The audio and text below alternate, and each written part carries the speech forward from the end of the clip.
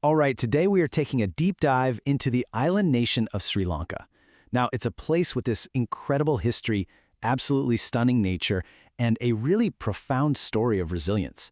But it also has this surprising, almost hidden connection to a word you probably use all the time. And that word is serendipity. We all know it. It means making a happy discovery by accident, a fortunate chance. Well, it turns out that word comes directly from Serendib, which was the old Persian and Arabic name for Sri Lanka.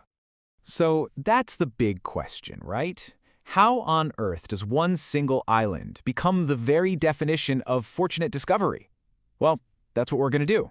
We're going to explore the story of Sri Lanka through this very idea of serendipity, all the unexpected encounters and discoveries that have really shaped its identity.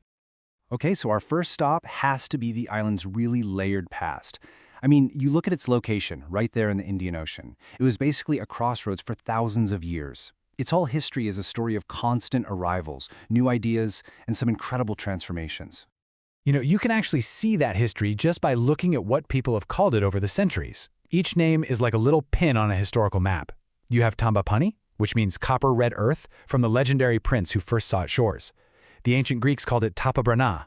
Then you have the traders calling it Serendib, and later, the Portuguese named it Ceylon, which the British then changed to Ceylon. Every single name tells a story of who just showed up. And this timeline really helps put it all into perspective. I mean, think about it. You've got the founding of the very first Sinhalese kingdom, which led to these incredible capitals, from the ancient city of Anuradhapura to the amazing kingdom of Polonnaruwa. Then, bam, a huge moment in 250 BCE, Buddhism arrives, and that just fundamentally shapes everything about the culture. Fast forward, the colonial era brings massive change, followed by independence in 1948, and then, much more recently, the end of a really long and difficult civil war in 2009. So you might be wondering, what's the result of all these thousands of years of encounters? Well, you can see it today in the people themselves. It's this incredibly diverse and vibrant population. Just look at the religious landscape. You can literally read that history of arrivals right here. Buddhism is the majority faith, for sure. And get this, Sri Lanka has the longest continuous history of Buddhism of any nation on earth. But it's also home to these deeply rooted Hindu, Muslim, and Christian communities, each with centuries of history on the island.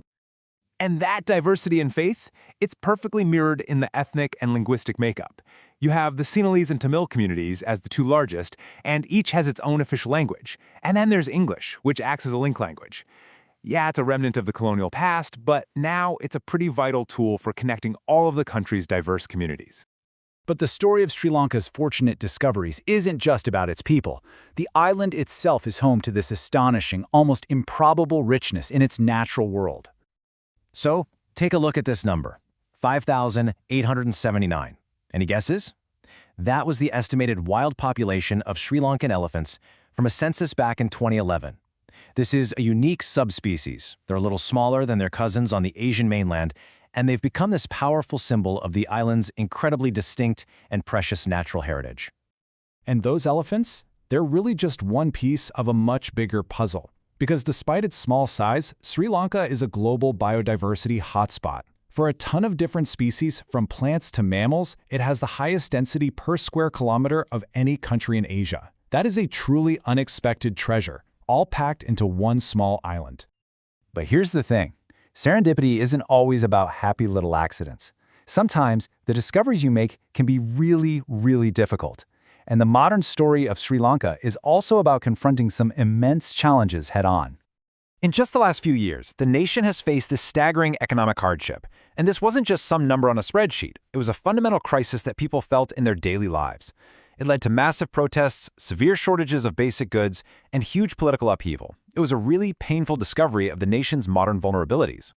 But if there's one thing Sri Lanka's long history shows us, it's this deep capacity for resilience. I mean, from ancient invasions and colonial rule to the end of a brutal 26-year civil war, you see this pattern of enduring, of overcoming, of finding a way forward, even after the toughest discoveries. You could almost call it a form of societal serendipity, forging strength right out of hardship. And that really brings us full circle, back to our theme.